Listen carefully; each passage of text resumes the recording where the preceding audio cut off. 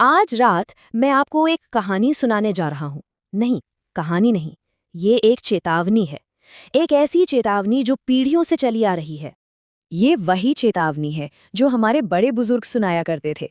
लेकिन जानते हैं, कुछ लोग होते हैं जो इन बातों को मजाक में उड़ा देते हैं और फिर वो इसकी कीमत चुकाते हैं, अपनी जान से, अपनी आत्मा से। तो ये कहानी है एक एक ऐसे गांव की जिसे सब भूल चुके हैं। और उस गांव के ठीक बाहर एक बहुत बड़ी काली सी हवेली खड़ी थी। मतलब उसकी टूटी फूटी खिड़कियां ऐसी लगती थी जैसे अंधेरी आंखें हों जो पूरे गांव को घूर रही हों। लोग उसे बस एक ही नाम से जानते थे, श्रापित हवेली। अब अगर आपको इस हवेली के पीछे का डर समझना है ना, तो हमें वक्त में बहुत पीछे जाना पड़ेगा। उस जमाने में जब पूरे देश में बगावत की आग लगी हुई थी। हम बात कर रहे हैं साल 1857 की। उस हवेली में एक जमींदार रहता था। कहते हैं वो इंसान नहीं, शैतान का रूप था। इतना जालिम कि लोग उसकी परछाई से भी कांपते थे। गांव वालों पर उसने वो जुल्म किए जिनका कोई हिसाब नहीं। कभी फसलें जला दी तो कभी घर तोड़ दिए। बस एक दिन लोगों के सब्र का बांध टूट गया और फिर वो रात आई। वो रात जब आसमान का रंग खून जैसा लाल हो गया था। गांव वालों ने हवेली को आग लगा दी। अंदर से चीखें आ रही थीं, लेकिन बाहर गांव वालों का बरसों का गुस्सा एक आग बन चुका था।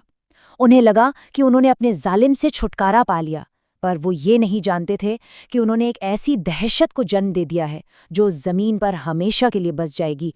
कहते हैं आग की लपटों के बीच से उस जमींदार की आखिरी आवाज गूंजी थी, एक जलती हुई, दर्द में डूबी हुई आवाज।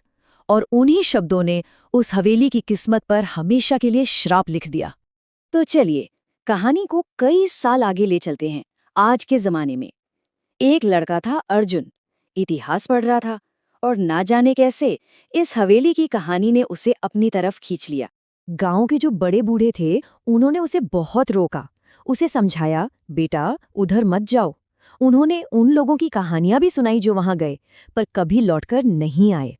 लेकिन अर्जुन, उसे ये सब मनगढ़ंत बातें लगती थीं। उसके लिए तो ये सिर्फ इतिहास था, एक ऐसा चैप्टर जिसे वो खुद पढ़ना चाहता था। तो उसने एक फैसला किया। उसने तय किया कि वो उस हवेली में जाएगा, रात में, और अकेले। यही उसकी सबसे बड़ी और आखिरी गलती साबित हुई। उसे क्या पता था कि इतिहास के कुछ पन्ने बंद ही रहें तो अच्छा है। और जैसे ही अर्जुन ने उस अंधेरी खौफनाक हवेली में अपना पहला कदम रखा, एक ऐसा खेल शुरू हो गया जिसका वो सिर्फ एक मोहरा था। धड़ाम, उसके पीछे वो भारी भरकम दरवाजा अपने आप बंद हो गया। एक जोर की आवाज और फिर खामोशी। अब वो अंदर फंस चुका था। उसका दिल जोर जोर से धड़कने लगा।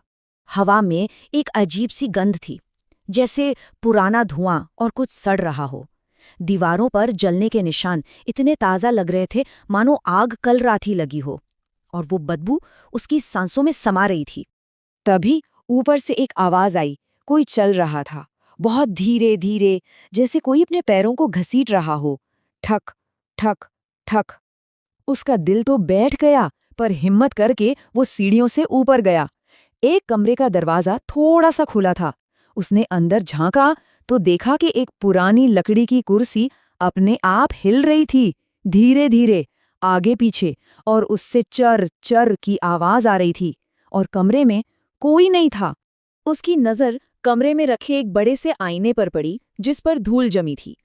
आईने में उसे अपना चेहरा दिखा, एकदम डरा हुआ, सहमा हुआ। पर उसके ठीक पीछे कोई और भी था। एक जला हुआ, बिगड़ा हुआ चेहरा, आंखें अंगारों की तरह लाल, और पूरे जिस्म से धुआं निकल रहा था। अर्जुन की तो जैसे सांस ही रुक गई। वो बिजली की तेजी से पीछे पलटा, लेकिन वहां कोई नहीं था। कमरा बिल्कुल खाली था, सिवाय उस कुर्सी के जो अब एकदम शांत खड़ी थी। उसका दिमाग सुन्न हो गया था। उसे लगा, कहीं वो पागल तो नहीं हो रहा। वो कांपते हुए धीरे धीरे वापस आईने की तरफ देखने लगा। लेकिन इस बार वो साया आईने में नहीं था, वो ठीक उसके पीछे खड़ा था। और एक सर्द, बिल्कुल ठंडी फुसफुसाहट उसके कानों से टकराई।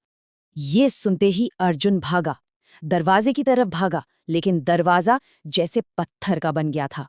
खिड़कियां सब बंद। वो चीखता रहा, चिल्लाता रहा, पर उसकी आवाज हवेली की दीवारों में ही दफन होकर रह गई। अगली सुबह हुई, सूरज निकला, लेकिन अर्जुन अर्जुन को फिर कभी किसी ने नहीं देखा। कुछ गांव वालों ने हिम्मत जुटाई और हवेली के अंदर गए। अंदर कुछ नहीं था, बिल्कुल खामोशी। बस धूल से सनी जमीन पर अर्जुन की डायरी पड़ी थी, खुली हुई। और उस डायरी के आखिरी पन्ने पर कांपते हुए हाथों से बस कुछ शब्द लिखे थे। ये उस डायरी के आखिरी शब्द थे। उस दिन के बाद से कोई भी उस हवेली के पास जाने की हिम्मत नहीं करता। लेकिन एक सवाल आज भी उस गांव की हवाओं में तैरता है कि अगली डायरी किसकी होगी।